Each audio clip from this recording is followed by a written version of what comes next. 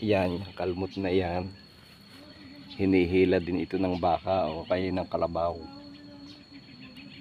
Yung kalmot, pagka maraming mga kahoy-kahoy, mga damo, yan, mga para maayos ang lupa, mapinoy, mabuhaghag. Yan ginagamitan nitong kalmot, ipinapahila rin sa baka o kalabaw. Yan, kami dati nung bata pa, sumasakay kami sa ganito. Kaya nga lang noon, ang kalmot kahoy pa, yung iba, ito purong bakal na. O bakal na lahat. Noon may kahoy pa, ang pinaka pangkalmot noon, yun lang may bakal. Ito lahat, kaya medyo mabigat na, hindi na kailangan ng pabigat noon.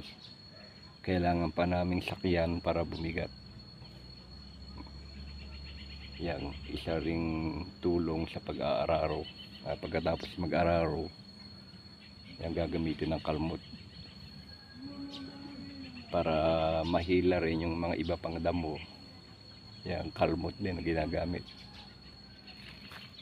Yung mga naararo na, saka yung mga ugat-ugat na pumaibabaw sa lupa. Yan, yun naman ang hahatakin nitong tinatawag na kalmot. Ayan, yun lang po.